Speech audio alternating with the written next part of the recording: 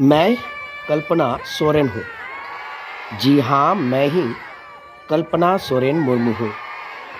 झारखंड के मुख्यमंत्री हेमंत सोरेन की पत्नी कल्पना सोरेन को राजनीति बिल्कुल पसंद नहीं थी। के पति हेमंत सोरेन को ईडी ने एक कथित भूमि घोटाले से जुड़े धन शोधन के मामले में गिरफ्तार कर लिया तो राजनीति में उतरना उनकी मजबूरी बन गई।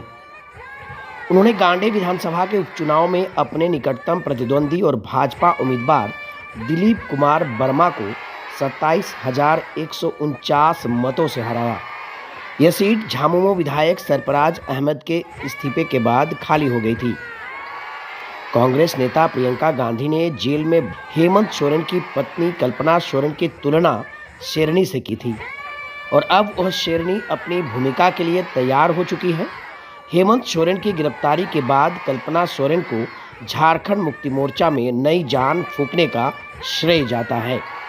कल्पना ने लोकसभा चुनावों में भी झारखंड मुक्ति मोर्चा का नेतृत्व किया और भाजपा पर विपक्षी गठबंधन इंडिया को कुचलने का आरोप लगाकर लोगों का समर्थन जुटाया।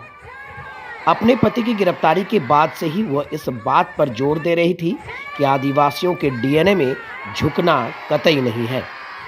अपनी जीत के बाद कल्पना सोरेन ने कहा, मैं लोगों के अटूट समर्थन के लिए उनका दिल से समर्थन करती हूँ। मैं धीसुम गुरु शिबू सोरेन और हेमंत जी का आभार व्यक्त करती हूँ। मैं लोगों के लिए लगातार काम करूँगी। मेरी यह जीत विपक्षी गठबंधन इंडिया की एकता को दर्शाता है।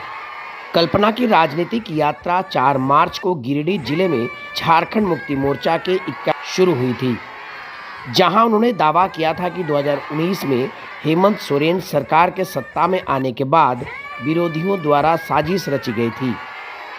हेमंत को 31 जनवरी को ईडी ने कथित भूमि घोटाले से जुड़े धन शोधन के मामले में गिरफ्तार किया था।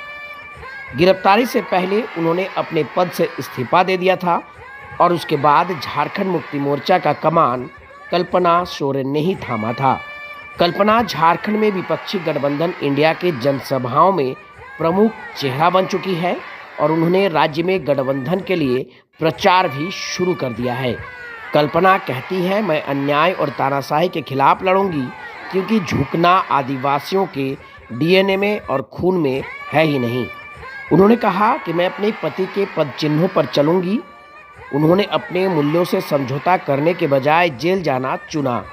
मैं उनकी अर्धांगिनी हूँ और यह सुनिश्चित करूँगी कि अत्याचारी ताकतों को मुंहतोड़ जवाब मिले। कल्पना यह भी कहती है कि उनकी गिरफ्तारी केंद्र सरकार द्वारा उन्हें डराने, धमकाने और अपमानित करने की साजिश का हिस्सा है। बताते चले कि कल्पना सोरेन ने उड़ीसा के मयूरभंज जिले के बारीपदा में अपनी स्कूली शिक्षा पूरी की है और भुवनेश्वर से इंजीनियरिंग और एमबीए की डिग्री हासिल की है। कल्पना इन दिनों मुख्यमंत्री मैया सम्मान योजना यात्रा पर निकली है और लगातार सभाओं को संबोधित कर रही हैं। कल्पना तमाम सभाओं में ईडी द्वारा अपने पति की गिरफ्तारी को राजनीति से प्रेरित और उन्हें भाजपा में शामिल होने के लिए मजबूर करने की योजना का हिस्सा बताया। Bureau report, ground zero.